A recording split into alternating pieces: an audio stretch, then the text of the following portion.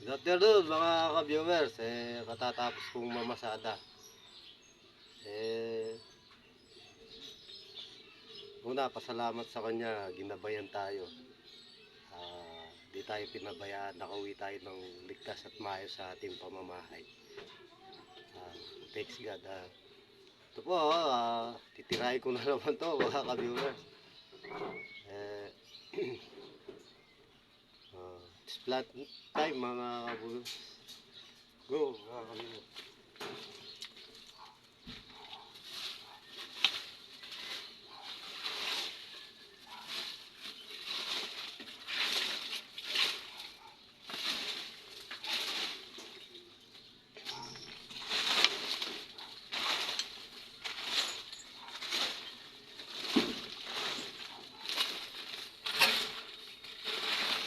Ah, Mga ka-viewers, thought for the day, ayon sa napakinggan kong musika, mga ka-viewers, yung kanta ng Beatles, yung When I find myself in times of trouble, Mother Mary comes to me, speaking words of wisdom, let it be.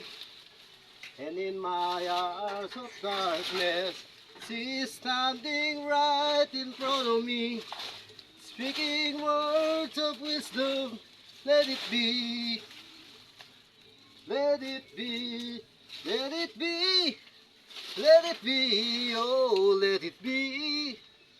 There will be answer, let it be. Oo nga naman mga ka-viewers, di ba?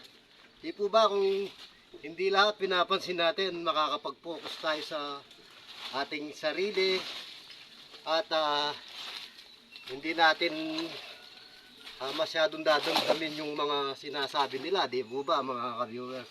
Hindi ibig sabihin na selfish tayo. Ibig sabihin, ganun lang yung ibig ko sabihin na lahat naman tayo, ibig sabihin mayroong sari-sariling pagkatao at pag-iisip. May sari-sariling mga gusto. Yung sari-sariling gustong sabihin, ika nga. Kalayaan ba mga ka-viewers? At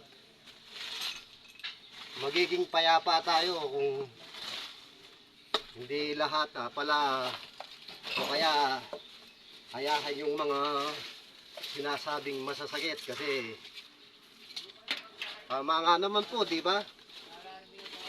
Kumbaga sa may tinik, pag umuwis ka, hindi ka masasaktan. Ganun lang po ka simplified yun na huwag mong ipil yung mga sinasabi. Pero kailangan matuto rin tayo mga ka-viewers kasi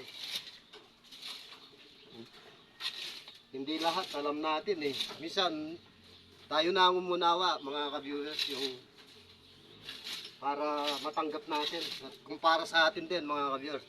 At good day pala sa inyo lahat mga ka-viewers and good afternoon and God bless all. Mabuhay tayo mga ka-viewers.